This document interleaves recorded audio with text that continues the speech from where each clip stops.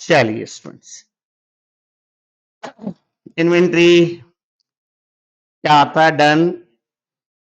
क्या नहीं आता है? डन। मेजरमेंट का था cost NRV which is lower, और कॉस्ट का डेफिनेशन पढ़ रहे थे। स्पेशल पॉइंट हमने पढ़ा था एक्चुअल प्रोडक्शन कम ज्यादा होता है उसके बेस पर। अदर कॉस्ट में गुड्स को उसकी सेलिएबल कंडीशन लाने तक जो खर्चे होंगे वो सब कॉस्ट का पार्ट माने जाते हैं। स्पेशल पॉइंट एक और, interest and other borrowing costs are usually considered not relating to bring the inventory to their present location. Already last classes में बताया था कि जहां जहां स्पेशल नोट लिखा हुआ समझना, उसके एग्जाम में फ्रीक्वेंटली क्वेश्चन पूछे जाते हैं। फ्रीक्वेंटली तो इसका मतलब ये नहीं कि आप खाली स्पेशल नोट ही पढ़ के चले जाए, एग्जाम में ज्यादा क्वेश्चन उसके होते हैं।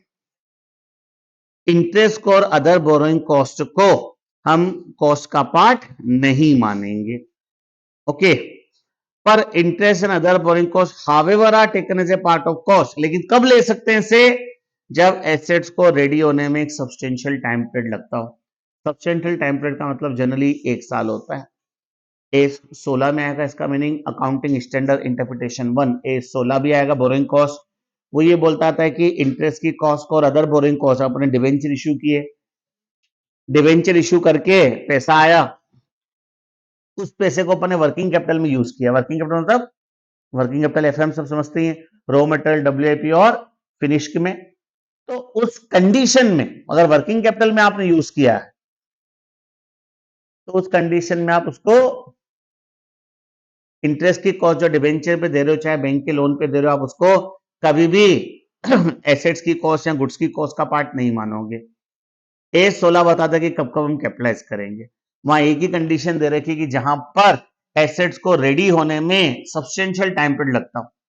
तो यहां पर भी वर्ड एसेट्स है, फिक्स एसेट्स नहीं है। जो हम माल बनाकर बेचते हैं वो भी एक प्रकार की करंट एसेट्स है, गुड्स। तो अगर गुड्स ऐसा है जिसको रेडी होने में सब्सटेंशियल टाइम पीरियड लगता है, जनरली 1 ईयर या उससे ज्यादा तैयार होने में, रेडी होने में, रॉ मटेरियल से फिनिश में कन्वर्ट होने में 1 साल से ज्यादा, तब तो वहां जो भी इंटरेस्ट की कॉस्ट लग रही है आप स्टॉक की कॉस्ट का पार्ट मान सकते हो। फॉर एग्जाम्पल, शायद आपने सुना हो वाइन, अंगूर सड़ाकर बनाते हैं, 15-15, 20-20 साल लग जाते हैं। तो वाइन मैन्युफैक्चरिंग कंपनी ने ग्रेप्स खरीदे, उसको सड़ाने के लिए रखा, तो ग्रेप्स उसका रॉ मटेरियल है। और अब मान लो ग्रेप्स बाय करने के लिए या उसको सड़ाने के लिए जो गोडाउन हायर किया वो इन सबको पे करने के लिए आपने डिवेंचर इशू किए, तो डिवेंचर के ऊपर आप क्या पे कर रहे हो? इंटरेस्ट। तो जो इंटरेस्ट का कॉस्ट पे करोगे दैट इज बोरोइंग कॉस्ट। अब जो वाइन बन के तैयार होगी उस वाइन की टोटल कॉस्ट में इंटरेस्ट को कॉस्ट का पार्ट माना जाएगा, because it is taking substantial period of time to get ready for its intended use or sale. Okay, wine हो गया। क्वेश्चन में कुल मिलाकर 1 साल से ज्यादा टाइम, ये वाइन का एग्जांपल दिया हुआ इसमें भी। ओके चावल की खेती, राइस, उसमें बोलते हैं टाइम ज्यादा लगता है। तो 1 साल से ज्यादा टाइम लगता है तो इंटरेस्ट की कॉस्ट को कॉस्ट का पार्ट मानोगे, अदरवाइज नहीं मानोगे। अब इन्वेंट्री की कॉस्ट में क्या कॉस्ट शामिल नहीं है? एग्जाम बहुत कंफ्यूजन है। क्वेश्चन इसके बारे में पूछता है, बच्चा आंसर उसका दे देता है। किसका? डब्ल्यूआईपी कंस्ट्रक्शन कॉन्ट्रैक्ट की, सर्विस की। वो क्या था? वो था एस2 किसके ऊपर एप्लीकेबल नहीं है, और ये है कि इन्वेंट्री की कॉस्ट में कौन से खर्चे शामिल नहीं होंगे। तो अगर क्वेश्चन बोलता है कि what are the items which are not covered in cost of inventory, तो ये आंसर है, कॉस्ट में कवर नहीं होंगे। और वो था आइटम ही ऐसे थे जिन पर एस2 ही एप्लीकेबल नहीं था। क्या है? Abnormal loss, waste material. आज आप कोई प्रोडक्ट बना रहे हो, अचानक वर्कर का एक्सीडेंट हो गया, एक्सीडेंट होने के कारण उसको आपको 50,000 रुपए का कंपनसेशन देना पड़ा, तो क्या 50,000 रुपया प्रोडक्ट की कॉस्ट का पार्ट मानेंगे? वो नॉर्मल लॉस नहीं है, एबनॉर्मल लॉस है।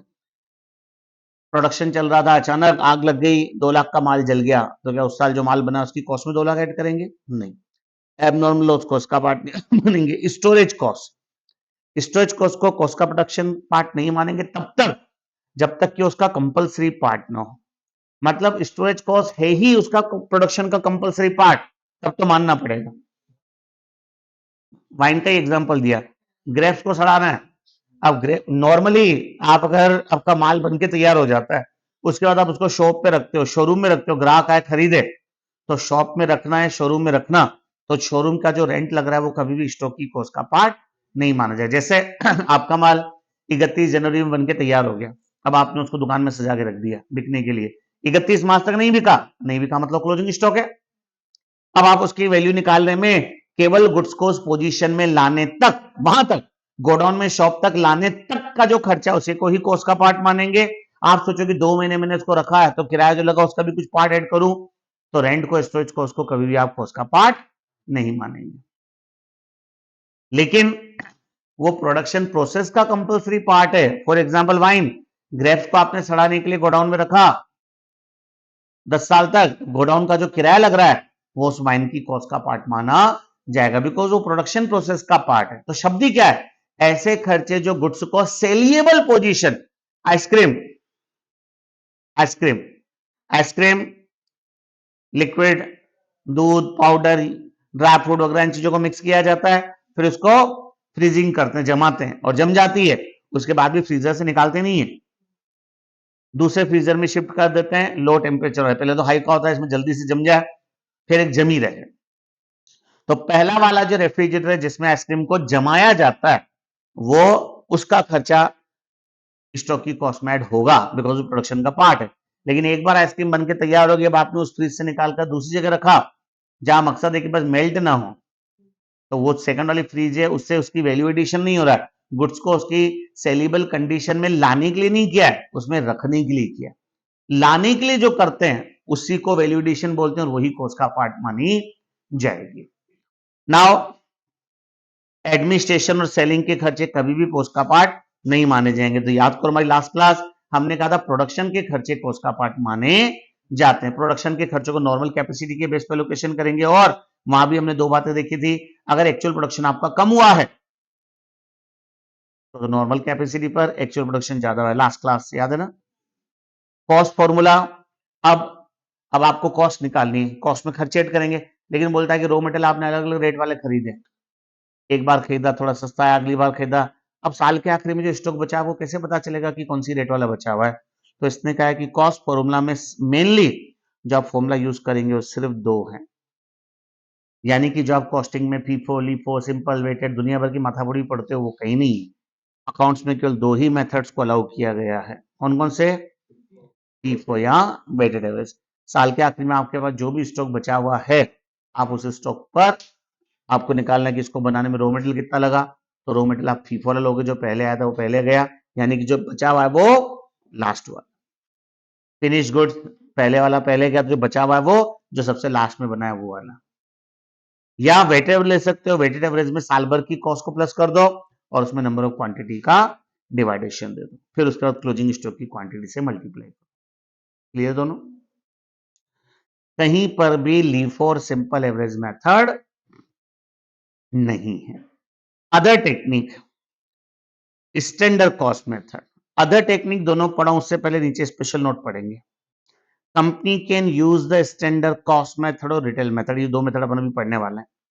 ये दो मेथड आप इन्वेंट्री के लिए यूज कर सकते हो ओनली व्हेन मतलब केवल तब the result come approximate the actual cost, जब आपके रिजल्ट जो हैं वो एक्चुअल कॉस्ट के बराबर है, रिजल्ट एक्चुअल कॉस्ट के बराबर है। These two methods can be used only when not possible to use other method. Further, these methods should be regularly reviewed and should be revised. सबसे पहले क्या कहना चाह रहा है, अगर आप स्टॉक वैल्यूएशन के ये जो फॉर्मूला दिए हुए हैं, इसमें तीन फॉर्मूला दिए हुए हैं, दो तो दिख ही रहे हैं बड़े बड़े अक्षरों में, और एक भी दिख रहा है उतनी ही बड़ी साइज में है, स्पेसिफिक आइडेंटिफिकेशन मेथड। तीन स्पेसिफिक आइडेंटिफिकेशन मेथड होता क्या, पूरा ध्यान सामने रखना। स्पेसिफिक आइडेंटिफिकेशन मेथड में आप जब जब भी माल खरीदते हैं, अलग अलग रेट वाले माल को अलग अलग जगह स्टोर करके रखा जाता है, अलग अलग रेट वाले माल को अलग अलग जगह स्टोर करते हैं। अब साल के आखिरी में आपका जो माल पड़ा हुआ है, यहाँ पड़ा हुआ है, यहाँ वाला माल 40 रुपए किलो वाला था तो इसको 40 से ले लिया, वहां पड़ा हुआ है वो 41 वाला था उसको 41 से ले लिया, वहां वाला 40.50 वाला उसको 40.50 पे ले लिया। ये जनरली सब्जी वाला होता है, फ्रूट्स वाला खासकर। आम के अलग अलग बास्केट टोकरे लगा के बैठा हुआ, भैया क्या भाव दिए, तो 3-4 रेटे बताता है, ये 40 रुपए किलो, ये 50 रुपए किलो, ये ऊपर 100 रुपए किलो। उससे क्या डिफरेंस है, वो बोलता है डिफरेंस खुद ही देख लो, मैं क्या बताऊं, अलग अलग है। अब शाम को मान लो 31 मार्च को इस पर स्टॉक पड़ा हुआ है, तो उसने हर अलग अलग रेट वाले गुड्स को अलग अलग बास्केट टोकरी में रखा हुआ है, तो बता सकता है कि कितनी रेट वाला स्टॉक कितना पड़ा हुआ। इसको बोलते हैं स्पेसिफिक आइडेंटिफिकेशन मेथड। सबसे बेस्ट मेथड तो ये माना जाता है, पर ये टेक्निकली पॉसिबल नहीं है। आज किराने की दुकान वाला हजारों तो प्रोडक्ट हैं और वो सोचे कि मैं शक्कर खरीदता हूं, कभी 40 की शक्कर अलग जगह रखूं, अगली बार मैं 40 रुपए 1 पैसा ला उसको अलग जगह रखूं, 40 रुपए 2 पैसे को अलग जगह रखूं, 39.99 को अलग जगह रखूं। रेटें तो पल पल चेंज होती रहती, क्या वो अलग अलग जगह करता रहेगा तो उसकी दुकान में शक्कर के अलावा बाकी को रखने की जगह ही नहीं बचेगी। ऐसे हजारों प्रोडक्ट है, तो टेक्निकली पॉसिबल नहीं, तो वहां फिर कहा है कि आप कौन सा मेथड यूज कर सकते हो, फीफो और वेटेड। फीफो बोलता है पहले वाला गया बचा हुआ लास्ट वाले खरीद को ले लो, माल तो मिक्स हो गया, फिजिकली तो मिक्स से पता भी नहीं कौन सा वाला है, या फिर वेटेड। पर ये तीनों मेथड अगर यूज करना पॉसिबल ना हो तो ही आप ये मेथड यूज कर सकते हो, और इन दो मेथड को आपको टाइम टू टाइम रिव्यू करना है और अगर जरूरत पड़े तो चेंज भी करना है। अभी दो मेथड कहते क्या है। स्टैंडर्ड कॉस्ट मेथड कहता है जहां मटेरियल या प्रोडक्ट की प्राइस में ज्यादा फ्लक्चुएशन नहीं होते, वहां पे एक फिक्स पहले शक्कर कभी 40, कभी 39.99, कभी 40 रुपए 1 पैसा, कभी 40 रुपया, कभी 39, मतलब फ्लक्चुएशन आधे 1 पैसे का, बहुत बड़ा नहीं है। तो वहां आपने रेट फिक्स कर दी कितने रुपए, 40 रुपए। आप अपने स्टॉक का वैल्यूएशन जितना भी क्लोजिंग स्टॉक होगा, दिमाग नहीं लगाओगे कि कौन सा फीफो है, कौन सा एवरेज है, क्या है, कुछ नहीं, एक स्टैंडर्ड कॉस्ट पकड़ ली 40 रुपए, क्योंकि मार्केट में लगभग 40 के आसपास ही रहती है। Okay. Second, retail price. Retail method बोलता है कि जो आपके पास सेलिंग माल पड़ा हुआ उसकी सेलिंग प्राइस लो, sales value of closing stock, उसमें से जीपी मार्जिन माइनस कर दो। जो आपके पास क्लोजिंग स्टॉक पड़ा उसकी सेल्स वैल्यू लो, उसमें से क्या माइनस कर दो, जीपी मार्जिन माइनस कर दो। जीपी मार्जिन मतलब इंडस्ट्री का जीपी रेट, हर इंडस्ट्री का अपना जीपी रेट होता है। किराने की दुकान का अलग जीपी रेट है, टेक्सटाइल इंडस्ट्री का अलग जीपी रेट है, टेक्सटाइल में 12% जीपी बोलते हैं बिलोड़ा में जैसे। अब उसको क्या कर दो, माइनस करो। मेडिकल इंडस्ट्री में 40% जीपी कहा जाता है, 40 दवाइयां की डबल रेट पे बिकती है। तो आप इस तरह से स्टॉक की वैल्यू निकाल लो। जो आपका क्लोजिंग स्टॉक है उसकी रिटेल प्राइस, रिटेल प्राइस मतलब सेलिंग प्राइस, एमआरपी निकाल लो, एमआरपी में से जीपी मार्जिन माइनस कर लो। पर फिर वापस ये दोनों मेथड केवल तब पॉसिबल जब ये पॉसिबल ना हो। आप सोचो अपनी मर्जी से मैं तो रिटेल प्राइस मेथड यूज करूं, अगर आपके बिजनेस का नेचर ऐसा है कि फीफो लग सकता है, स्पेशल आइडेंटिफिकेशन लग सकता है। आम के फ्रूट वाला 31 मार्च की शाम को उसके बाद 3 टोकरी में माल पड़ा हुआ है, वो बोले मैं तो सबकी लगभग प्राइस 80 रुपए ले लेता हूँ, क्यों ले लेता हूँ, तेरे लिए पॉसिबल नहीं है क्या, है ना, तोल सकता है। हर टोकरे में कितना कितना फ्रूट बचा हुआ है, मल्टीप्लाई 45 वाला 60 वाला 80 वाला जो भी है, अब ऐसे निकालो, सबकी 80 रुपए लेता हूँ, घर का राज है क्या तेरे। वहां जहां टेक्निकली पॉसिबल ना, वहां भी दो मेथड यूज कर सकते हो, पर इन दोनों मेथड को यूज करने की पहली शर्त तो ये थी। दूसरी शर्त, आप टाइम टू टाइम इनका रिव्यू करोगे, पता चला हमने स्टैंडर्ड कॉस्ट शक्कर की 40 रुपए ले रखी है, मार्केट प्राइस 50 रुपए पहुंच गया और हम अभी 40 पे चल रहे हैं। नो, रिव्यू करो time to time. Retail price industry की रेट मेडिसिन की पहले 50 थी, घटते घटते 25% हो गई है और हम अभी भी 50% को चला जा रहे हैं। तो आप रिव्यू करोगे कहीं मार्केट में सिनेरियो चेंज तो नहीं। तो ये तो अपन क्या पढ़ा इसमें, कॉस्ट। मतलब कॉस्ट में क्या क्या आता है, रॉ मटेरियल की cost, conversion cost, conversion cost. Conversion cost में दो चीजें बताई थी मैंने,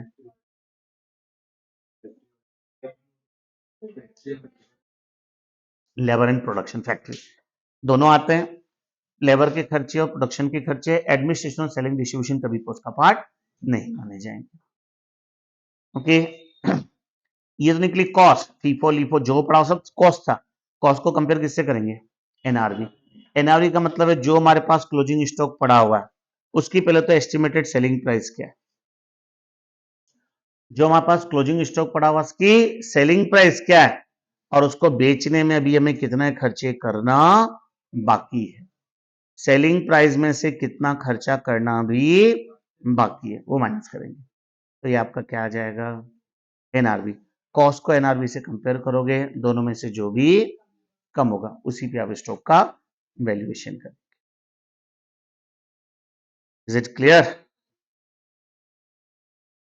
question number 1, company deals in 3 product ABC which are neither similar nor interchangeable.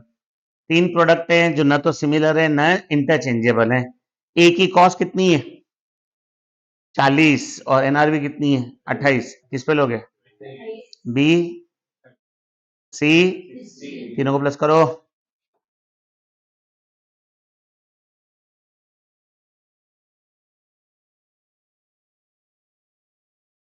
26, check कर लो आंसर छपा हुआ है। Okay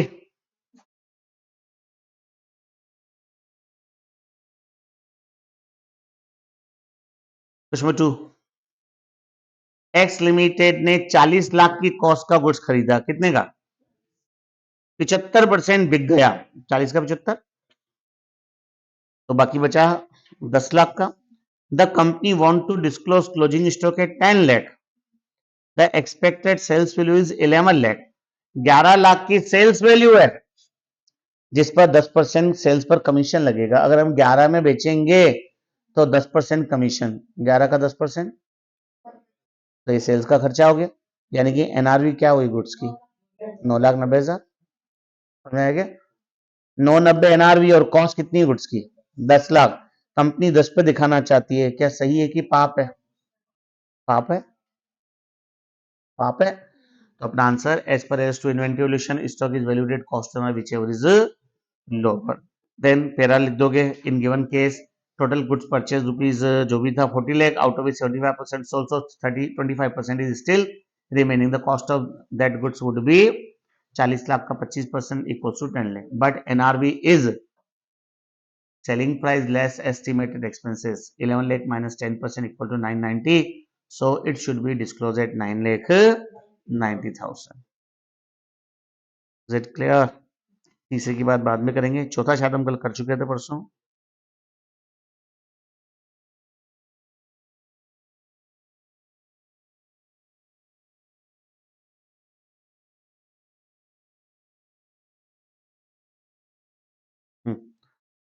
question number 8, super super super important.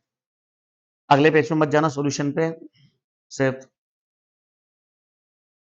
31 March 2021, a business firm find that cost of a partly finished unit, partly finished मतलब WIP। Question को प्यार से समझना, question को प्यार से समझना। Cost of partly finish goods is 530। जो माल अधूरा बना है उसकी कॉस्ट कितनी है, उसकी कॉस्ट है 530। Unit can be finished by an additional expenditure of 310। जब आप इसको खत्म बनाओगे तो इसमें कितना खर्चा होगा 310, और बिकेगी कितने में 750 में, 4% की ब्रोकरेज के साथ। कंपनी अपने इस स्टॉक का वैल्यूएशन करना चाहती है। assume that the partly finished unit can't be sold in semi finished form and its NRV is 0 without further processing। कोई मतलब नहीं इसका, अधूरा बना माल बिकता नहीं है, आपको पूरा बनाना ही पड़ेगा, कोई सेंस नहीं। क्वेश्चन कह रहा है स्टॉक का वैल्यूएशन क्या होगा। अब यहां हम बोलते हैं कॉस्ट और एनआरवी विच इज लोअर। मेरा पहला क्वेश्चन, 530 कॉस्ट लग चुकी है और इसको कंप्लीट करने में 310 की कॉस्ट और होगी, 750 में चीज बिकेगी, 4% ब्रोकरेज लगेगी। हमें वैल्यूएशन चाहिए कॉस्ट और NRV which ever is lower. मुंह से आवाज नहीं, कैलसी पे बताओ कॉस्ट कितनी। कॉस्ट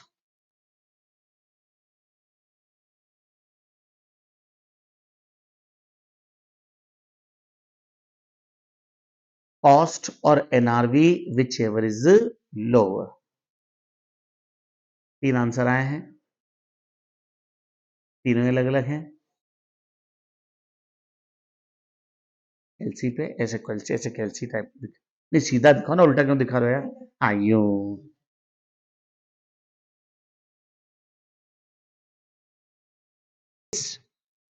इसलिए कहा था क्वेश्चन बहुत ट्रिकी क्वेश्चन है। What is the meaning of cost? एक भी आंसर सही नहीं था। गुड्स को उसकी प्रेजेंट कंडीशन में लाने तक जो खर्चे किए हैं, गुड्स अभी कौन सी कंडीशन में? Semi finish. वहां तक लाने में खर्चा कितना हुआ है? बस तो यही इसकी कॉस्ट है, इसमें जबरदस्ती प्लस माइनस क्यों किए जा रहे हो? आपने अगर 310 इसमें ऐड किया है, यही क्या जिनका 840 आया, तो वो तो तब होगी जब गुड्स फिनिश बन जाएगा। आप अभी डब्ल्यूआईपी में उसको फिनिश के बराबर का वैल्यूएशन दोगे क्या? जो खर्चा हुआ ही नहीं, इसलिए कहा शब्दों पे जाओ। एस बहुत ट्रिकी है ये, पढ़ने में लगता कुछ नहीं है, तो क्या सिंपली तो कॉस्ट एनआरवी, चलो 11th क्लास में कॉस्ट एनआरवी साफ साफ दी होती, उठा के पकड़ लिए। यहां पर कॉस्ट एनआरवी का मीनिंग क्या है? कॉस्ट का मतलब है गुड्स को उसकी प्रेजेंट कंडीशन में लाने तक का खर्चा। अभी प्रेजेंट कंडीशन गुड्स की क्या है? अधूरा बना हुआ है, अधूरे बने तक का कॉस्ट क्या लगा? 530। बस आप इसमें जो खर्चा होगा वो थोड़ी ऐड करना है। कॉस्ट का मतलब गुड्स उसकी प्रेजेंट कंडीशन में लाने तक का खर्चा। तो भैया प्रेजेंट कंडीशन में लाने तक तो 530 ही तो लगा है, इसमें अपना अलग से दिमाग थोड़ी लगाना है। एनआरवी में जरूर माथापड़ी करनी, कितने में बिकेगा? 750।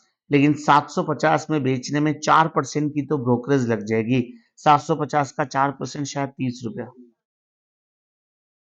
720 प्लस मतलब माइनस, ये खर्चा भी तो होगा, तो यहां माइनस करना था ना कि उसको वहां प्लस करना था। Expenses yet to incurred NRV के लिए जाएंगे, और ये ढंग से पढ़ो, ढंग से पढ़ो। ओके, तो कॉस्ट का मतलब 530, और ये एनआरवी क्या है? 400, 410, दोनों में से कम क्या है? 410। तो आप जो भी क्लोजिंग स्टॉक उसका वैल्यूएशन कितने पे करोगे? 410 पे। अब पन्ने पलट लो, मीनिंग क्लियर हुआ? कॉस्ट का मतलब क्या है? कॉस्ट है सेल्स करने में भी कितने खर्चे और करने, माल बना हुआ ही नहीं है, इस कंडीशन में थोड़ी बिकेगा। माल 750 में बिकेगा, 750 में बेचने के लिए भी उसके प्रोडक्शन का खर्चा भी तो करना है, बिना आगे बनाए कैसे बेचोगे? सेलिंग ब्रोकरेज है ना, माल को बेचने में जितनी ब्रोकरेज लगे तो नेट हाथों में तो पैसा कम ही आएगा। NRV, net realisable value. Okay, पढ़ लो, आंसर यही होगा। Is it clear? NRV 750 minus minus ये आपका एनआरवी, कॉस्ट क्लियरली दे रखी 500 की, उसके आपको छेड़छाड़ करने की जरूरत ही नहीं है, याद रहेगा। आओ क्वेश्चन नंबर 9, थोड़ा सा मजेदार क्वेश्चन है। नाम ही क्या है क्वेश्चन का? एंजॉय लिमिटेड कस्टमर को क्या बेचता है? बियर बेचता है। नाम क्या है? एंजॉय। क्या बेचता है? Beer. Some of customer consume the beer in the bars run by enjoy limited. Customer beer को बार में ही कंज्यूम करते हैं, समझते हो? बार देखा है? बाहर से बोलना, बाहर से देखा सड़क पे, तो सड़क से बोल सकते हो, मूवीज में देखा है बोल सकते हो। हाँ, तो बार, कस्टमर बार के अंदर ही बियर पीते हैं, और जब वो बार छोड़ के जा मतलब कंप्लीट हो जाता है उनका एंजॉय, तो उस समय खाली बोतल वहीं छोड़ जाते हैं। इसके बाद कंपनी इन बोतल्स को इकट्ठा कर लेती है, और बाद में the company had laid down a detailed internal report procedure for accounting of these empty बोतल which are sold by the company by calling for tenders. आप टेंडर मंगाते हैं, मतलब इतनी बोतलें इकट्ठी होती है, देखा भी होगा फिल्मों में।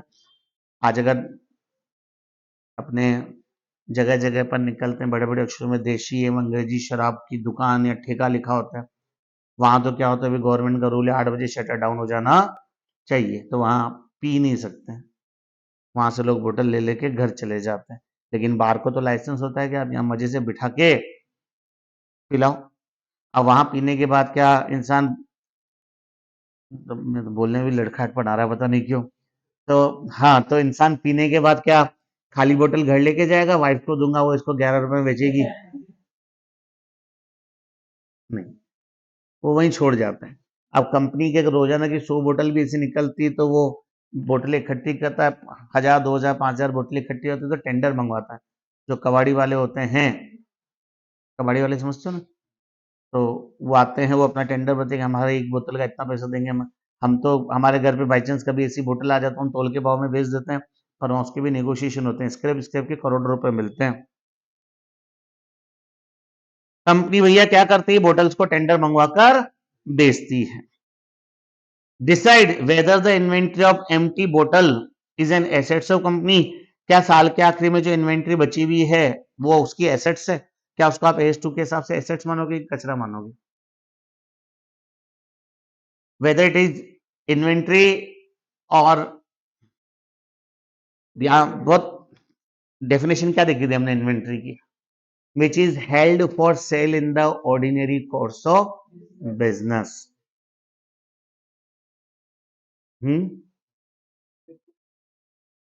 हमारे जो ये कॉपी किताब कभी कभी बच जाते हैं, रद्दी बच जाती है, फिर लास्ट में दिवाली के टाइम पे सफाई करते हैं, फिर एक पूरा भर जाता है। फिर हमारे धर्मा भैया को जानते हो? आप थोड़ी जानते हो, आप कभी भी नहीं। हाँ, वो बंदा, वो जब धर्मा भैया जाते हैं दिवाली के टाइम पे रद्दी बेच के आते हैं, 8-8, 10-10, 15-15 हजार रुपए लेकर आते हैं, साहब इतने रुपए की बिकी। क्वेश्चन बनता है वेदर इट इज, मतलब 31 मार्च को जो रद्दी पड़ी वो हमारी इन्वेंट्री कहलाएगी कि नहीं कहलाएगी? बिल्कुल कहलाएगी। स्क्रैप को ऑर्डिनरी कोर्स ऑफ बिजनेस का पार्ट माना। ये कोई बिजनेस के अदर देन थोड़ी है, अब समझो। देशी एवं अंग्रेजी शराब की दुकान जो गली मोहल्ले में होती है, वहां वो बैठ के पिलाते हैं क्या? नहीं, बोतल लो जाओ। बाई चांस 8 बजे दुकान बंद हो गई, उसके बाद भी कोई आदमी आकर कोई दुकान के साइड में बैठ के पीता है और बोतल छोड़ के चला जाता है। दुकान वाला सुबह आता है, बोतल उठा के रख लेता है, कबाड़ी वाला निकलता है, उसको 10 रुपए में बेच देता है। अब मान लो उसके पास 31 मार्च को 2-4 बोतल्स पड़ी हुई भी है, तो उसके लिए इन्वेंट्री नहीं है, क्योंकि उसका ऑर्डिनरी कॉस्ट नहीं बेचना। कभी कभार कोई छोड़ जाता बेच देता है। लेकिन जो बाहर है, बहुत क्लियर उसने वर्ड यूज किया है, टेंडर मंगाए जाते हैं। टेंडर, टेंडर मतलब समझ रहे हो? अलग अलग कबाड़ी अपने एनुअल में लिख के देंगे, हम इतने में कह देंगे, मतलब लंबा चौड़ा कार्यक्रम है इसमें भी, स्क्रैप का भी। तो ये ऑर्डिनरी कोर्स ऑफ बिजनेस का ही पार्ट है। आपका बाहर की फैसिलिटी है ये कि आप आओ, मजे से प्योर एंजॉय करो और उसके बाद खाली बोतल छोड़ के जाओ। तो खाली बोतल इतनी इकट्ठी होती है कि उससे अपन टेंडर मंगवा कर सेल करते हैं। It is part of business. Even class 12th में था, अगर कभी नोटिस ढंग से किया हो तो, सेल ऑफ स्क्रैप को रेवेन्यू फ्रॉम ऑपरेशन का पार्ट माना जाता है, न कि अदर इनकम का। ऊपर वो इनकम आता है पी&एल में कंपनी के, रेवेन्यू फ्रॉम ऑपरेशन दूसरा अदर इनकम, तो कमीशन, इंटरेस्ट, डिविडेंड सब अदर इनकम में जाते हैं। लेकिन सेल ऑफ स्क्रैप ये रेवेन्यू फ्रॉम ऑपरेशन का पार्ट मानते हैं, इसलिए बोलते तो बिजनेस का पार्ट है। आज अगर एक कंपनी शक्कर बना रही, शक्कर किससे बनता है? गन्ने से। गन्ने का जूस अलग करने के बाद छिलके निकले, इकट्ठे किए जाते हैं, बोरों में पैक किए जाते हैं, 100-100 किलो के बोरे बनाए जाते हैं। गांव वाले आते हैं, अपने गांव गायों को, भैंसों को खिलाने के लिए खरीद के जाते हैं। तो उन कंपनी को जो पैसे मिल रहे हैं वो क्या उनका ऑर्डिनरी कोर्स ऑफ बिजनेस है कि नहीं है? है, बिल्कुल है। आज वो शक्कर में ऐसा थोड़ी कि अचानक से पहली बार ऐसा हुआ है कि गन्ने के छिलके निकले, बाकी तो गन्ना मशीन में डालते थे, पूरी चाशनी बन के बाहर निकलता था। नो छिलका, फर्स्ट टाइम छिलका available. If this first time छिलका अवेलेबल, देन छिलका इज कचरा। पर ये ऑर्डिनरी कोर्स का पार्ट है, हर बार आता है यार। तो इसलिए क्वेश्चन के फॉर्मेट को जब ना, क्वेश्चन एस पढ़ने में बहुत इजी लगता है, लेकिन बहुत ट्रिकी, थोड़ा दिमाग को गहराई में डुबोना पड़ेगा इसके लिए। Okay, if so, whether inventory of empty bottle existing as on date of balance sheet is to be considered as inventory? as to यहाँ ऐसे कचरे की तरह ट्रीट करोगे, अदर इनकम में डालोगे। तो क्या बोला है? Inventories are assets in the ordinary course of business. Inventory of empty बोतल existing balance sheet is inventory and enjoy limited detailed, लिखा भी देखो, detailed controlled recording and accounting procedure. मतलब उसकी प्रॉपर अकाउंटिंग वगैरह रखते हो, इतना कुछ हिंट दिया उसने। मतलब रेगुलर बिजनेस का पार्ट है, तभी तो आप उसकी अकाउंटिंग करते हो। कभी कभार कोई एक बोतल छोड़ के चला जावे, क्या उसके लिए आप separate books of account maintain करोगे? Okay, signified modality, inventory of empty बोतल can not be considered as scrap, it should be considered as inventory revenue from main operation, ये कचरा नहीं मानेंगे। बोलो यस और नो।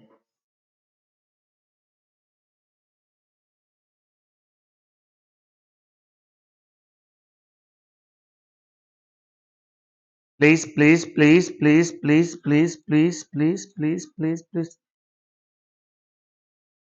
अब लास्ट टॉपिक बचा, उसको पढ़ लेते, फिर इसके लगातार क्वेश्चंस पे आते हैं। S2 का पीडीएफ मैंने शायद ग्रुप में डाल दिया था। ओके, जो जो टेढ़े मेढ़े ट्रिकी क्वेश्चन है जैसे ये वाले थे, सब ऐसे करवा रहा हूं मैं। और जो सिंपल सिंपल क्वेश्चन, जो क्वेश्चन नंबर 1 जैसे हैं, जिनमें कॉस दे रखी है, नावी दे रखी है, दोनों में से कम निकालना है, ऐसे क्वेश्चन होमवर्क में रहेंगे आपके। कुल मिलाकर आज घर जाके S2 के सारे क्वेश्चन देखने हैं। खत्म, आज कंप्लीट हो गया मान लो। लास्ट टॉपिक बचा हुआ है, और ये टॉपिक भी जितने चांद तारे इस पे लगाना और लगा देना। NRV of material held for use और डिस्पोजल, तगड़ा पॉइंट, तगड़ा पॉइंट। लगभग 50% स्टूडेंट एग्जाम से 2 दिन पहले इस पे गोला बना के भेजते हैं कि इसका मतलब समझा दो। Material and other supplies held for use in the production of inventories are not written down below cost if finished product in which they will be incorporated are expected to be sold at or above cost। क्या कहा? Finish stock जिसमें हमने उसको incorporate किया है, अगर वो cost या उससे ज्यादा में बिकेगा तो रॉ मटेरियल को हम कभी भी कॉस्ट से नीचे नहीं ले जाएंगे। Where there has been a decline in the price of material, the cost of finished product will exceed the NRV, then material are written down to NRV. In such circumstances, replacement cost of material be the best available measurement of NRV। सामने हम कोई product बनाते हैं, हमारे पास साल के आखिरी में रॉ मटेरियल पड़ा हुआ है 1000 यूनिट्स, 1000 किलो, 100 रुपए किलो में हम रॉ मटेरियल खरीदते हैं। 1 यूनिट को बनाने में 100 रुपए का मटेरियल लगता है, लेबर 80 रुपए के लगते हैं, और ओवरहेड्स 60 रुपए के लगते हैं। प्रोडक्शन ओवरहेड है ना, एडमिशन सेलिंग को तो कॉस्ट का पार्ट मानते नहीं है। प्रोडक्शन की कॉस्ट कितनी आ गई? 240 रुपए हमारे प्रोडक्शन की कॉस्ट है। बोलो यस और नो। 240 प्रोडक्शन की कॉस्ट है, और इस प्रोडक्ट को हम जनरली बाजार में 260 रुपए में बेचते हैं। 31 मार्च ईयर एंड के दिन हमारे पास रॉ मटेरियल 1000 यूनिट पड़ा हुआ है और 500 यूनिट फिनिश गुड्स की पड़ेगी। मार्केट प्राइस 260 है। क्वेश्चन बोलता है स्टॉक का वैल्यूएशन करो, तो स्टॉक का वैल्यूएशन फिनिश गुड्स का तो वैल्यूएशन करोगे 500 इंटू 240, 240 पूरी कॉस्ट लग चुकी है, और 1000 इंटू 100, क्योंकि वो तो रॉ मटेरियल है, उसको उस कंडीशन में लाए तब तो 100 रुपये कॉस्ट लगी है, लेबर वगैरह तो लगा ही नहीं, ये दोनों हो गए। लेकिन मान लो क्वेश्चन कहता है कि ईयर एंड पे 31 मार्च के दिन किसी कारण से जो ये फिनिश स्टॉक है कितने का है? हाँ, जैसे 2020 में कोरोना आ गया था, मार्च 18 को लगा था लॉकडाउन वगैरह, तो 31 मार्च के दिन इस स्टॉक की वैल्यू गिरकर 245 रुपए रह गई। जो पहले कितनी थी? 260। स्टॉक की वैल्यू गिरकर कितनी रह गई? 245। और रॉ मटेरियल की जो मार्केट प्राइस थी वो गिरकर 95 हो गई। रॉ मटेरियल की मार्केट प्राइस कितनी हो गई? 95। पूरा ध्यान सामने रखना, पंगा है। रॉ मटेरियल की मार्केट प्राइस गिरकर 95 हो गई, और हमारे पास तो 100 वाला था। फिनिश गुड्स हमारी टोटल कॉस्ट 240 आ रही है, अब मार्केट प्राइस क्या हो गई? 245। अब क्वेश्चन कहता है स्टॉक का वैल्यूएशन करो, तो सबसे पहले बनाते हैं फिनिश गुड्स पे। फिनिश गुड्स का वैल्यूएशन तो किया जाएगा, कॉस्ट कितनी है? 240, मार्केट प्राइस कितना है? दोनों में से कम क्या है? इसी पे लेंगे। क्वेश्चन बनता है रॉ मटेरियल को किस पे लेंगे, 1000 इंटू 100 या 95। तो ये टॉपिक कहता है कि जिस इस रॉ मटेरियल को आपने जिस फिनिश गुड्स में ऐड किया है, क्या वो फिनिश गुड्स कॉस्ट से नीचे बिक रहा है? फिनिश गुड्स की एनआरवी कम जरूर हुई है, जो माल 260 में बिकता था वो 245 जरूर हो गया, 245 जरूर हुआ है। मार्केट प्राइस डाउन जरूर है, लेकिन कॉस्ट से नीचे तो नहीं गई है ना। कॉस्ट से नीचे नहीं गई, इसका मतलब आपकी जितनी कॉस्ट लगी वो तो पूरी कवर हो ही रही है। तो आप रॉ मटेरियल का वैल्यूएशन 100 रुपए पे ही करोगे, आप रॉ मटेरियल को 95 पे नहीं करोगे, बिकॉज आपका मकसद रॉ मटेरियल बेचना थोड़ी है।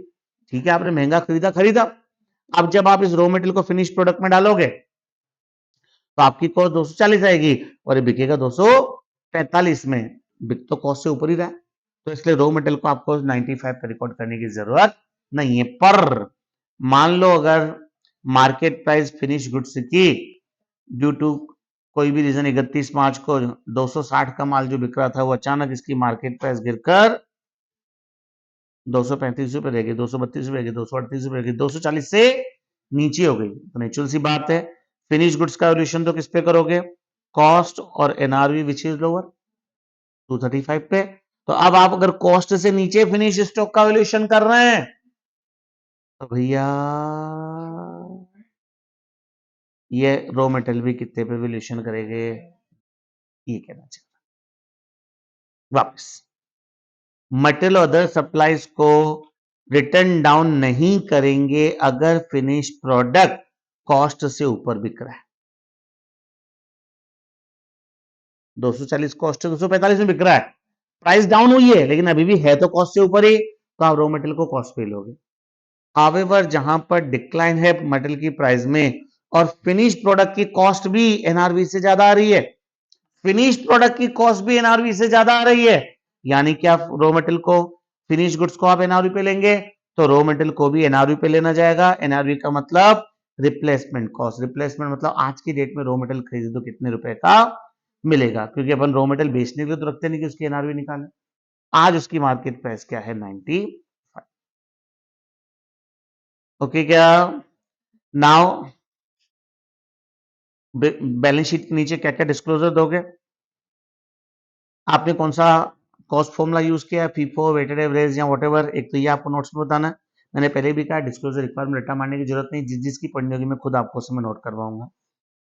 कैरिंग अमाउंट, टोटल स्टॉक की कैरिंग अमाउंट क्या है और उसको आपको बाइफरकेशन देना होता है कि उसमें रॉ मटेरियल कितना, डब्ल्यूपी कितना, फिनिश कितना है, क्लोजिंग स्टॉक इन ट्रेड कितना है, लूज टू स्टोर प्लस कितना है, स्क्रैप कितना है, स्क्रैप को भी इन्वेंट्री मानना है अगर regular ordinary course of business का है, तो इन सबका आपको बाइफरकेशन देते हुए डिस्क्लोजर बोलो यस और नो, पक्का।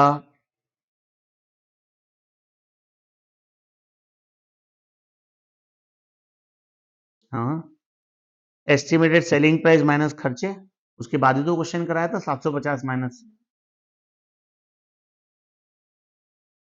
गति तीव्र है मुन्ना, गति तीव्र है, 6 लेक्चर में हुआ था आपके टाइम पे, अभी इसको तो 1.5 में करना है। टाइम भी तो 1.5 महीना है, आपके टाइम पे 6 महीने मिले थे, तो इसलिए बोलते हैं गति तीव्र है। चलिए ये मस्त क्वेश्चन, मस्त वाला मिस्टर मेहुल, शुरू शुरू gives the following information relating to item forming part of inventory.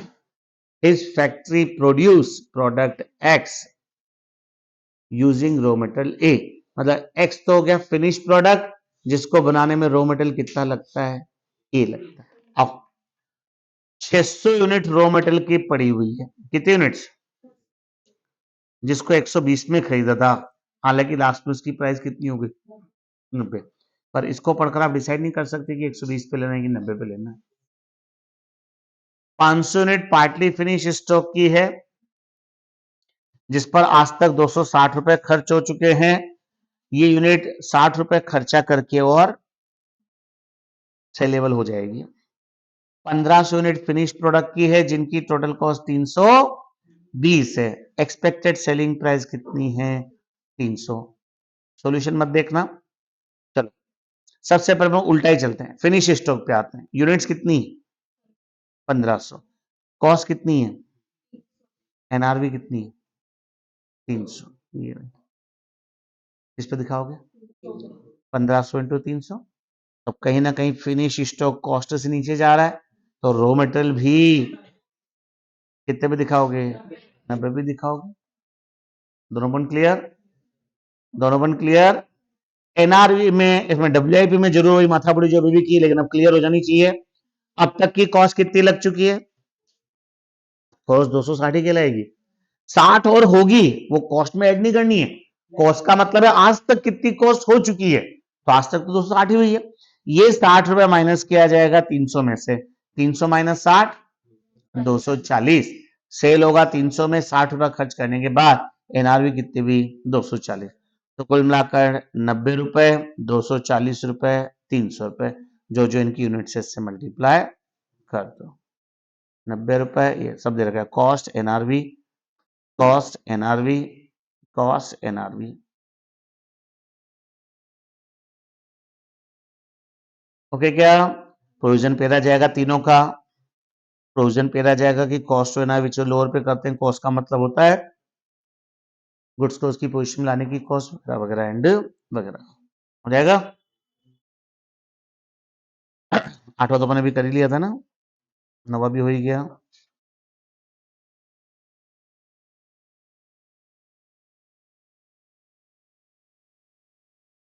Question 12।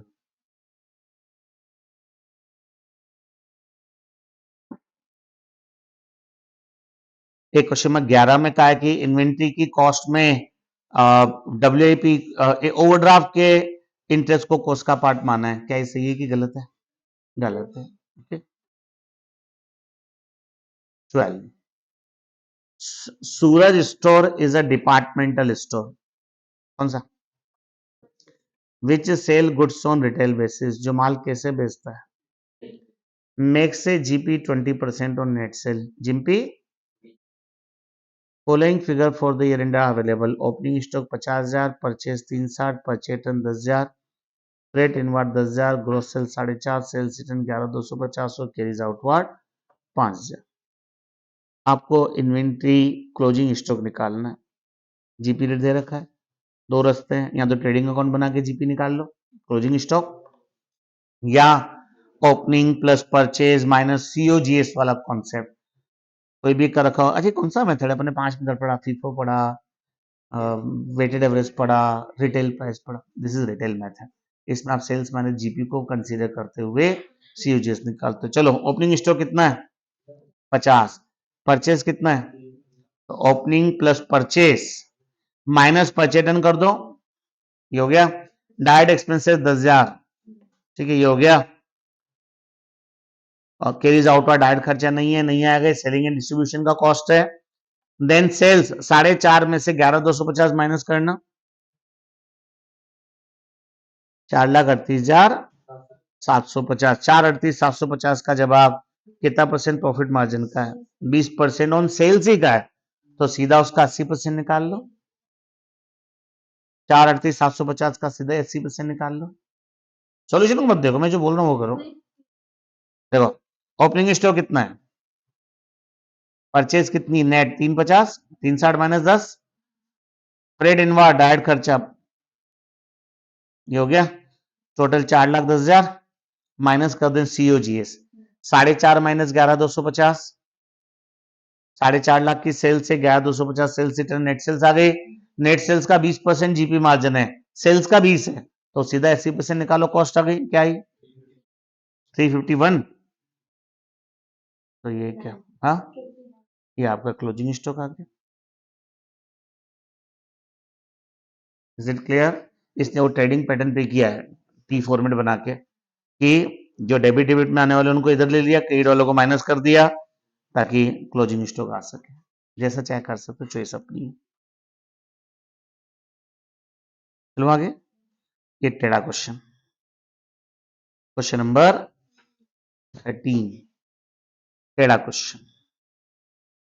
From the following information ascertain the value of, opening stock कितना है 28,500, purchase 1,52,500, manufacturing expenses 30,000, selling expenses 12,100, administration 6, financial expenses 4,300 sales.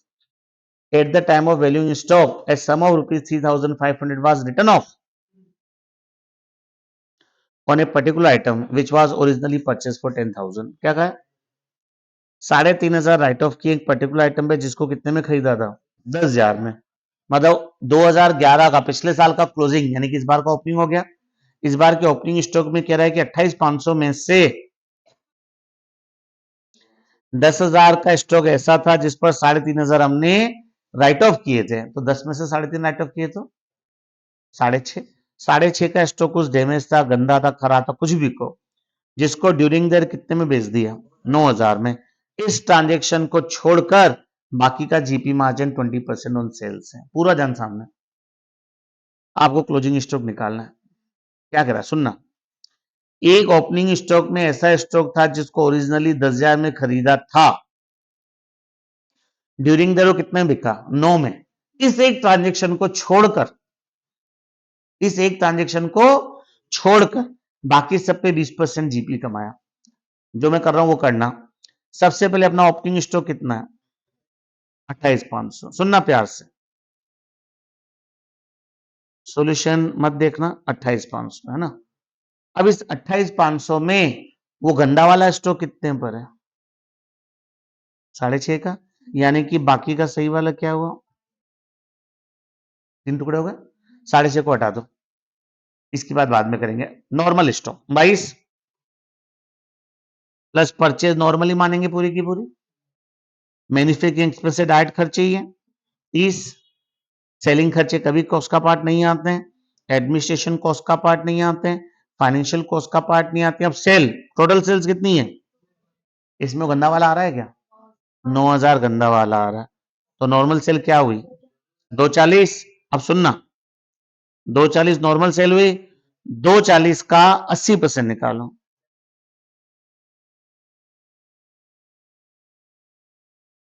192 उस अच्छे वाले goods की COGS आ गई, 192 आ गई। एक बार जरा इन सबको प्लस करो, ये opening plus purchase plus benefit, अच्छे अच्छे वाले को, बुरे वाले को छोड़ दो। 22,000, 1,52,530,000, 2,04,500 अच्छा वाला स्टॉक था। उसमें से जो अच्छा वाला माल बिका उसकी कॉस्ट 192 माइनस कर दो, 12,500 अच्छा वाले माल की बची। गंदा वाला माल पूरा ही बिक चुका था, जो गंदा था 10,000 में खरीदा था, 2,500 राइट ऑफ किया, 3.5 राइट ऑफ 6.5, क्वेश्चन ने कहा वो 9,000 में बिक गया, बिक तो पूरा ही गया था, यानी कि गंदा वाला कुछ भी बचा नहीं है, अच्छा वाला बचा है। तो करना क्या है? कुछ नहीं करना है, ओपनिंग प्लस परचेज पर डायरेक्ट एक्सपेंस माइनस सीओजीएस, बस अच्छे अच्छे वाले माल की ले लो। तो इसमें जैसे क्या किया है, ओपनिंग स्टॉक 28,500, गंदा वाला हटा दिया 22, परचेज मैन्युफैक्चरिंग एक्सपेंसेस, सेल्स ये है, गंदे वाले सेल हटा दो 240, जीपी हटा दो, तो कॉस्ट आ गई आपका closing stock.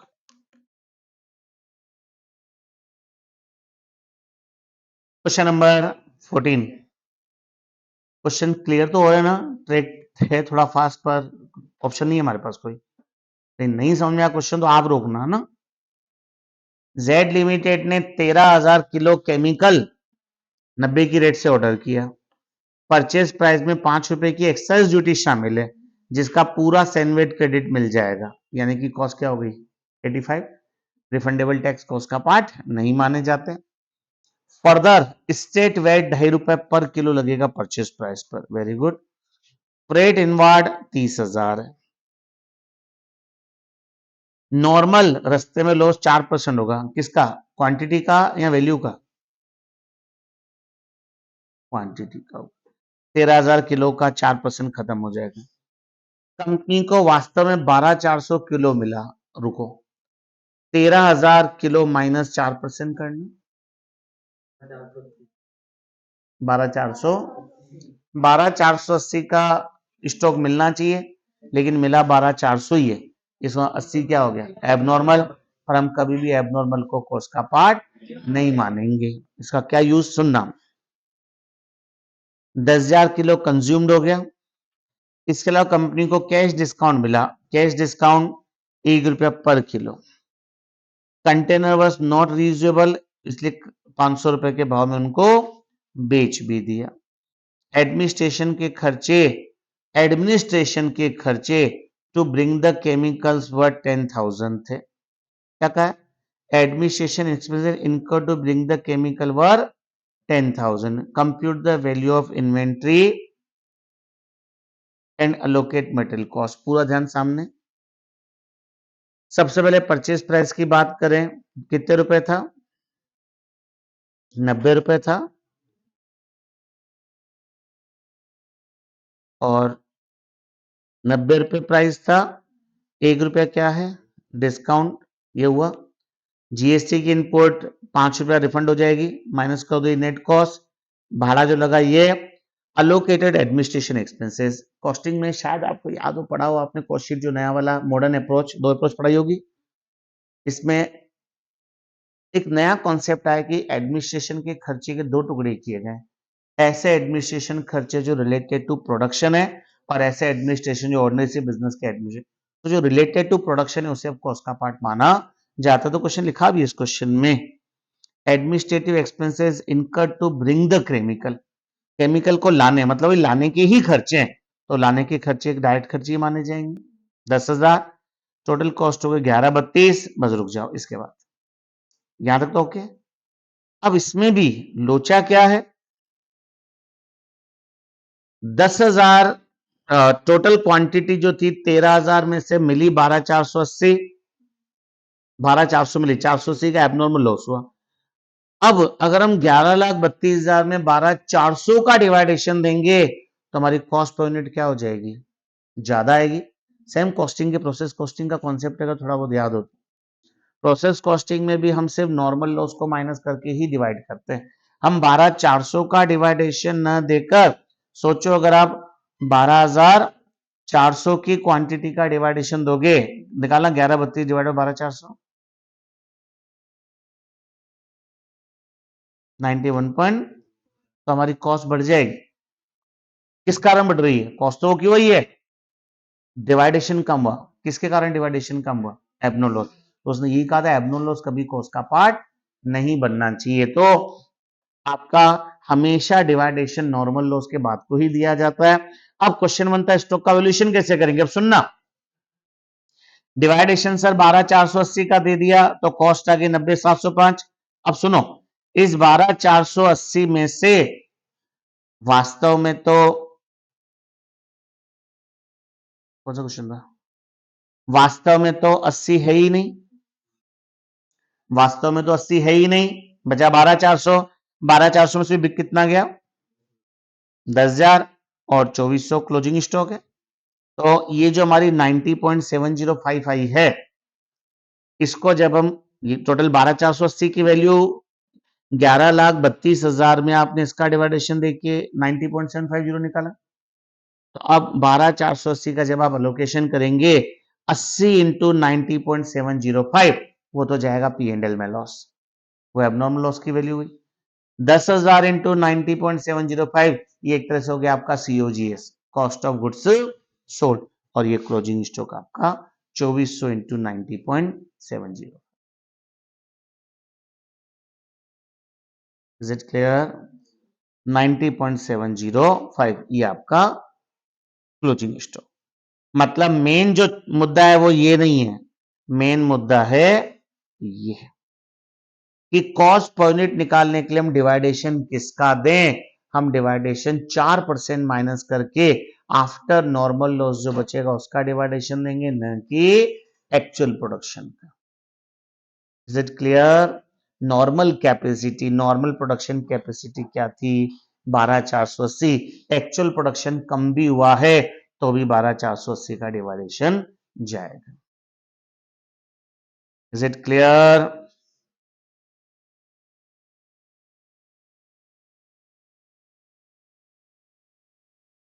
Containers are use for delivery of chemical are not reusable, इसकी कॉस्ट को सेलिंग एंड डिस्ट्रीब्यूशन का खर्चा माना, और कंटेनर को बेचने से जो पैसा मिला है उसको हमने पी एंड एल में डाला, उसको इन्वेंट्री की कॉस्ट नहीं माना। अब आप कहोगे सर जैसे भी दारू वाला बियर वाला बोतल बेच रहा था वैसे भी तो केमिकल के लिए वो भी तो हो सकता है, तो इसलिए अल्टरनेटिवली 2 सॉल्यूशन है, सेल्स वैल्यू ऑफ कंटेनर 500 में भी deducted while computing the material cost, आप उसको कॉस्ट में से कम भी कर सकते हो रेगुलर कोर्स ऑफ बिजनेस का पार्ट मानते हुए कि इस कचरा बेचना रेगुलर पार्ट है।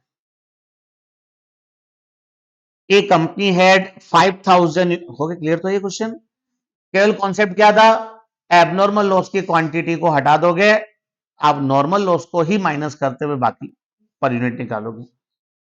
ए 5,000 यूनिट, ए की कॉस्टिंग 50 रुपए, जिसमें से 3,000 का stock,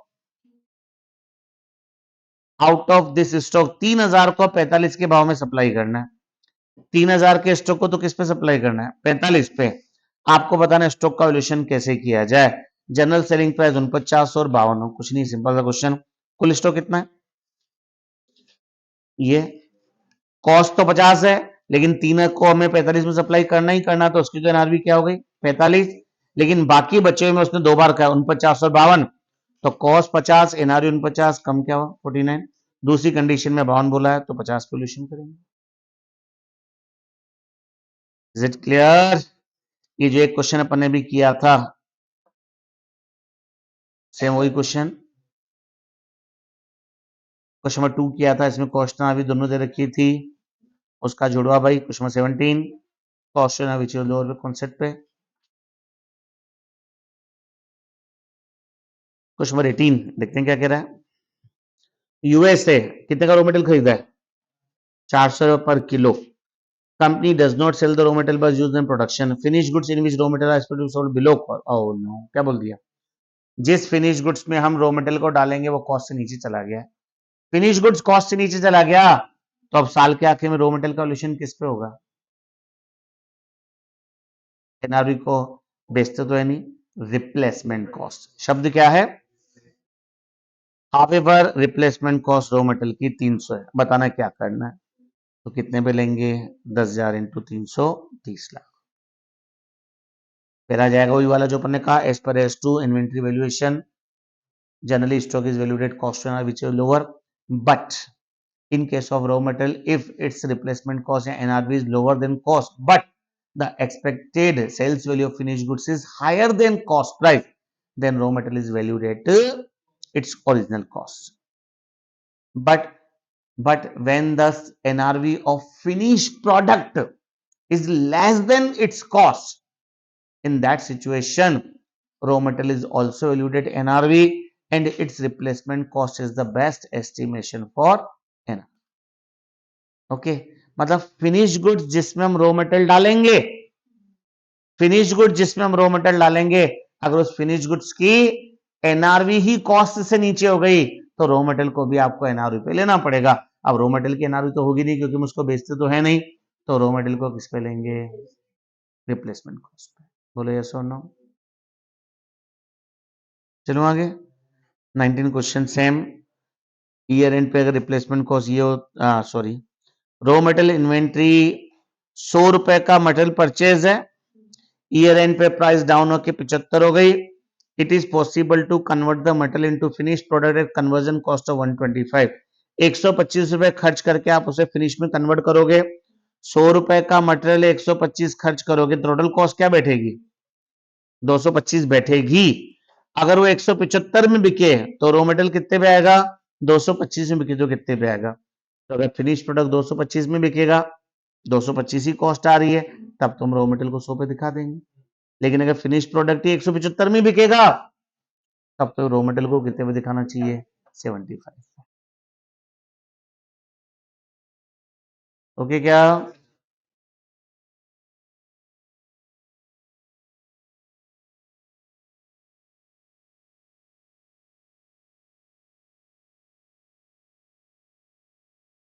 calculate the value of raw material and क्या?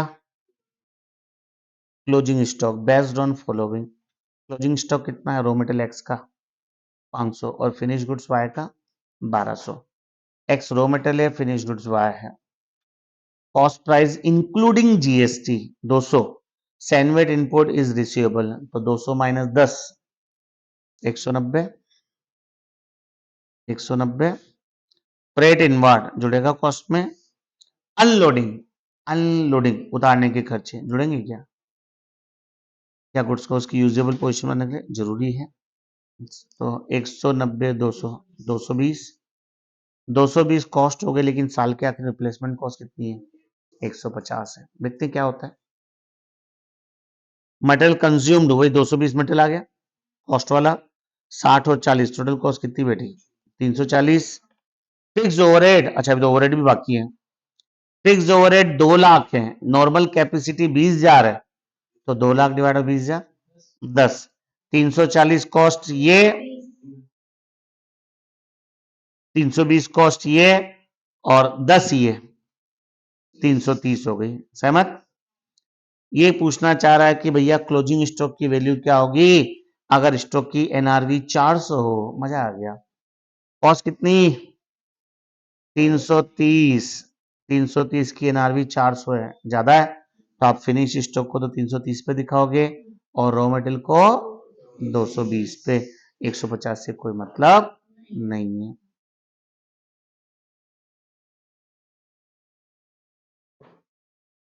दो सौ बीस कहां से आ रहा है? ठीक है, 220 और 330 है ना, 220 और 330। ओके, 21वां क्वेश्चन सेम।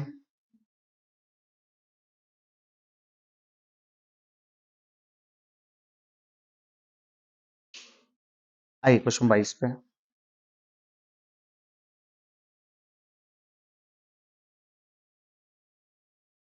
ये लास्ट के 3-4 क्वेश्चन में कर चुके थे ना, 27, 28, 26, 25। कौन सा क्वेश्चन है? 22। जॉय लिमिटेड परचेज क्या? 20,000 किलो रॉ मटेरियल। मेरे को वही सेम क्वेश्चन है, 20 रुपए पर किलो की रेट से। They have furnish you the following for the information. Opening stock finish goods का कितना है? 2,000, वैल्यूएशन 1,00,000 पे, raw material 2,200, direct labour, fix overhead और sales. Closing stock 2,400, 1,800। The plant has a capacity to produce 30,000 units, however actual production 20,400 ही रहा। रुक जाओ, इसका डिवाइडेशन दोगे 30,000 का। एक्चुअल प्रोडक्शन कम भी है तो भी नॉर्मल कैपेसिटी जाएगा, एक्चुअल प्रोडक्शन ज्यादा होता तो ज्यादा का जाता। Due to fall in the market price finish goods in which the raw material has been utilised is expected to be sold 40 रुपए पर यूनिट। फिनिश गुड जिसमें हम रॉ मटेरियल को यूटिलाइज करेंगे वो कितने में बिकेगा? 40 में। रिप्लेसमेंट कॉस्ट रॉ मटेरियल की 19 रुपए। रिप्लेसमेंट कॉस्ट रॉ मटेरियल कितने हैं? 19 रुपए। तो शुरू करो।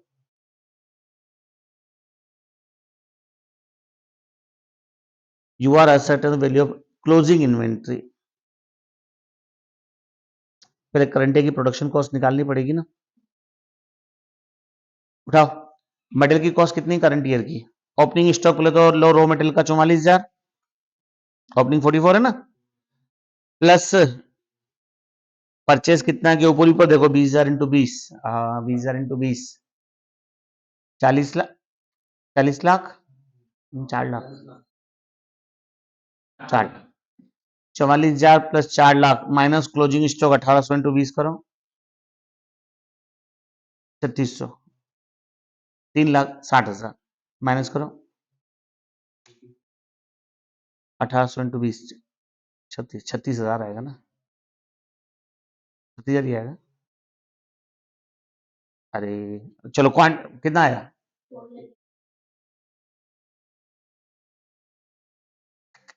हाँ, 4,08,000। उठाओ कैलसी, उठाओ वापस उठाओ। रॉ मटेरियल कंज्यूम्ड अपने को साल भर में जो माल बना है उसकी कॉस्ट निकालनी है। ओपनिंग स्टॉक कितना था रॉ मटेरियल का? 44,000 plus purchase raw material 4 lakh minus 36,000, 4 lakh. चलो याद रह जाएगा, हटाओ इसको। क्वांटिटी से चलो, ओपनिंग स्टॉक क्वांटिटी क्या थी? 2,000। परचेज क्वांटिटी क्या थी? परचेज क्वांटिटी क्वेश्चन की पहली लाइन में परचेज दिया हुआ है 20,000 और minus closing stock, raw material की बात कर रहा हूं सिर्फ मैं। मिली?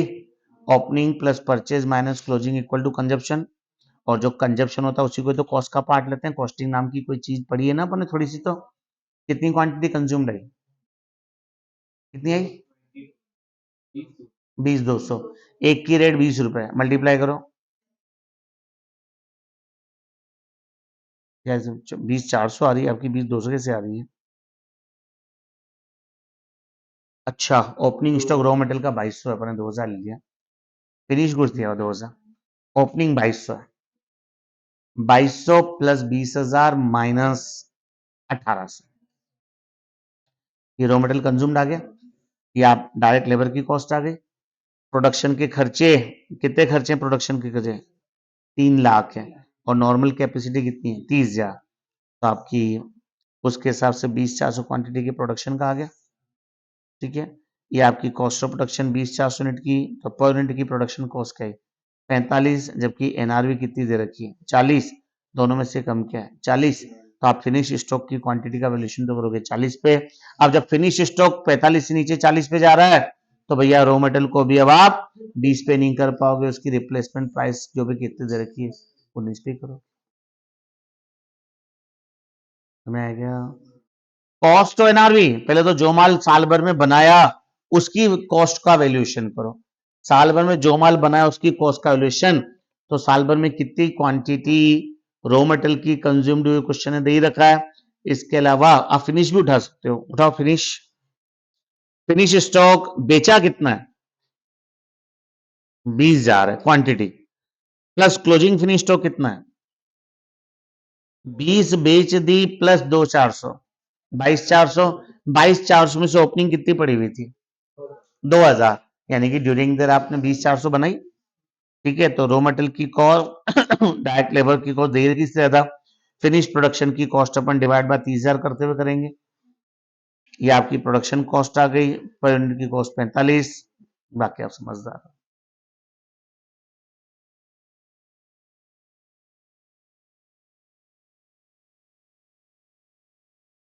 है ना।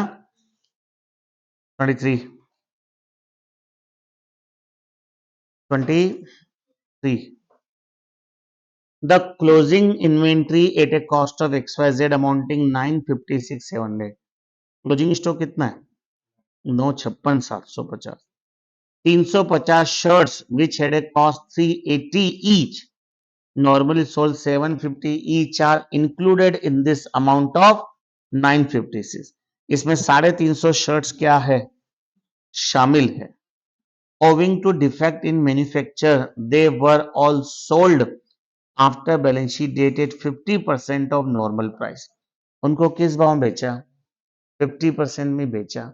सेलिंग एक्सपेंसेस कितना था सेल्स प्रोसीड का 5% था, आपको क्लोजिंग स्टॉक की वैल्यू बतानी है। सुनना, सबसे पहले तो आप निकल नोटबुक निकल, लिखना पड़ेगा ना इसका सॉल्यूशन, तो यहाँ लास्ट में जगह है कहीं, लास्ट में चाहो तो कर लो।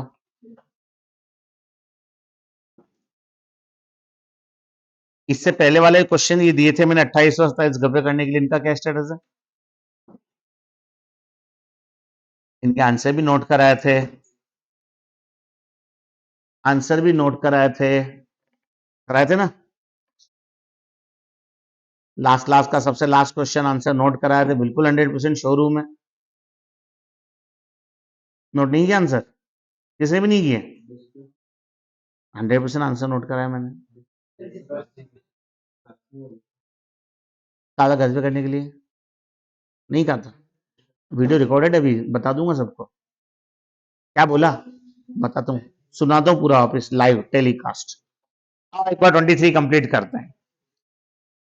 बदमाशों एस को लाइटली मत लो, मैं रिपीट कर रहा हूं बार बार, रोज का रोज पढ़ना पड़ेगा, नहीं तो लास्ट में नहीं संभाल पाओगे।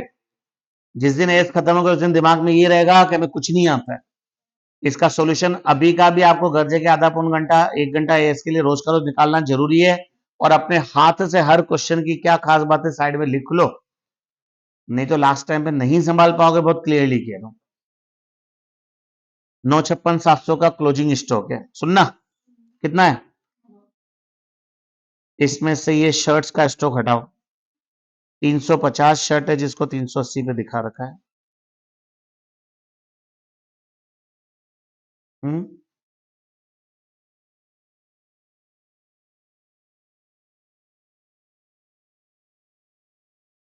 133,000, ये हटा दो, बचा क्या नॉर्मल गुड्स, यहां तक सहमत क्या, ठीक है 956 स्टॉक, इसमें कुछ डिफेक्टिव स्टॉक भी है, तो डिफेक्टिव जब बिकेगा ही कम प्राइस में, cost to NR whichever is lower, तो आप उसको कॉस्ट में कैसे रख सकते हो। और आगे उसने कहा डिफेक्टिव गुड्स जो था वो कितनी प्राइस पे बिका, आधी प्राइस पे, नॉर्मल प्राइस क्या थी 750, 750 का 50% 375, 375 में से भी 5% सेलिंग एक्सपेंसेस माइनस करो, 356.5, ये उसकी एनआरवी हो गई किसकी, डिफेक्टिव गुड्स की। ये उसकी एनआरवी नेट एलिजिबल इतनी रही, तो आप क्लोजिंग स्टॉक जो दिखाओगे कितनी शेयर्स थी इस वैल्यू पे 124687.5, ठीक है, ऐड कर दो इसको, तो लगाओ टोटल।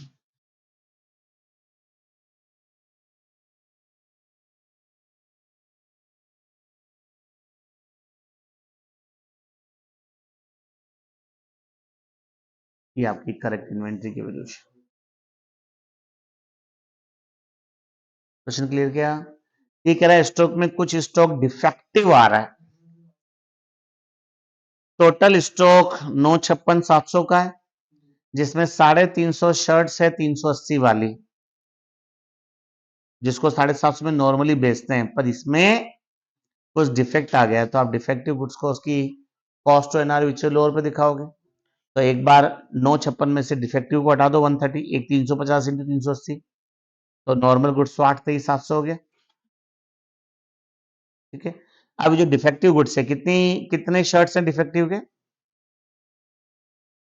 350, जिसकी कॉस्ट कितनी है 380। तो अब आपको इसको एनआरवी, उसने कहा वो नॉर्मल प्राइस के 50% पे बिके, तो 750 की नॉर्मल सेलिंग प्राइस है 750 का 50%, 375। 375 में बेचने पे भी जितनी सेल्स प्रोसीड है उसका 5% सेलिंग एक्सपेंसेस भी हुए, तो 375 का 5% और, यानी कि एनआरवी तो 356 रुपए 25 पैसे ही रही। तो इस 350 शर्ट का वैल्यूएशन 356.25 पे करो।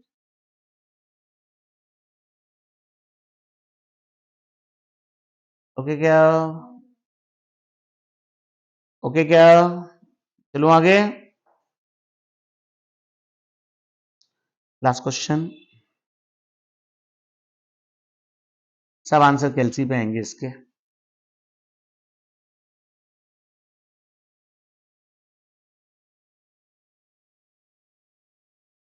ओपनिंग स्टॉक कितना था, 1 लाख यूनिट 15 की रेट से। इसके बाद जून में 2 लाख लीटर और माल खरीदा है 14 रुपए 25 पैसे की रेट से। निकालना कितना आएगा। और 30 जून को 1 लाख और खरीद रहा है 15 की रेट से। कितना, ये परचेज हो गया, ये ओपनिंग स्टॉक, ये परचेज है ना, और क्लोजिंग स्टॉक बचा हुआ है 1,30,000 लीटर। क्वेश्चन पूछना क्या चाह रहा है, फीफो मेथड से इन्वेंट्री की वैल्यू, फीफो फीफो बोले तो आराम से, पहले वाला माल पहले गया, सेल्स देखो, क्लोजिंग स्टॉक कितना है 31, पहले वाला पहले गया, तो जो बचा हुआ है वो कौन सा होगा, तो 31 में एक तो ये वाला होगा और 30 इसमें से होगा, तो एक 15.15 और 30 14.25, मेरे हिसाब से पहला आंसर आ चुका है। Is it clear? सीओजीएस निकालने के आपका दो तरीके हैं, यहां तो ओपनिंग कितना था 15 lakh, plus purchase minus closing stock कर दो, सीओजीएस आ जाएगा। एक रास्ता तो ये, दूसरा रास्ता 1 लाख का माल पहले था, 3 का और खरीदा, एक और 3 4 लाख, 4 लाख में से 1,30,000 लीटर ही बचा हुआ है, बिका कितना 270, 270 बिका। फीफो मेथड कौन सा वाला बिकाऊ मानेंगे, तो 1,15,000 वाला बिकाऊ मानेंगे और 1,70,14,25 वाला, आंसर सेम आएगा, 1,15,000 वाला, 2,14,25 वाला। तीसरा पूछा है प्रॉफिट लॉस क्या होगा, क्वेश्चन में सेल्स दे रखी है क्या, कितने की हुई, लिखो सेल्स 4725 माइनस करो ये सीओजीएस जो भी आया था, कितना आया था सीओजीएस, ये रहा 39,22,500, तो जीपी आ गया, जीपी में से जनरल ओवरहेड माइनस कर दो, ये आपका net profit. General overhead cost का पार्ट नहीं बनता है, लेकिन नेट प्रॉफिट निकालने के लिए तो माइनस होगा पीएनएल में। 25 आप घूम के याद होगा, जंगल से लाइसेंस लेके पेड़ पौधे काटने का लास्ट क्लास में क्वेश्चन कर लिया था, 27वां कंस्ट्रक्शन कॉन्ट्रैक्ट का था और 28वां रिप्लेसमेंट कॉस्ट वाला है, जो अपन ने उस दिन किया था। 26 में रेफ्रिजरेटर को घर घर जाकर हम इंस्टॉल करते हैं, रेफ्रिजरेटर बेच रहे हैं। रेफ्रिजरेटर की परचेस प्राइस 15,000 थी, कितनी थी? 15,000 में हमने खरीदा, साल के आखिरी में रेफ्रिजरेटर की मार्केट प्राइस गिरकर सिर्फ 15,750 ही हो गई। कॉस्ट कितनी है? 15,000, मार्केट प्राइस है 15,750। अब कस्टमर के घर तक पहुंचाने के लिए हमने एक वाइंड कंपनी को हायर कर रखा है। वाइंड कंपनी क्या करती है? रेफ्रिजरेटर को कस्टमर के घर तक पहुंचाती है और इंस्टॉल करती है। इसके लिए ऊपर रेफ्रिजरेटर 1,000 रुपये हमसे चार्ज करती है, यानी कि अगर हम रेफ्रिजरेटर 15,750 में बेचेंगे तो 1,000 रुपये खर्च करना पड़ेगा। एनआरबी कितनी रह जाएगी? 14,750, कॉस्ट 15, एनआरबी 14,750, विचे लोअर 14,750। कितने रेफ्रिजरेटर हैं? 10 इंटू 14,750। बोलो यस और no. Okay, this is all about yes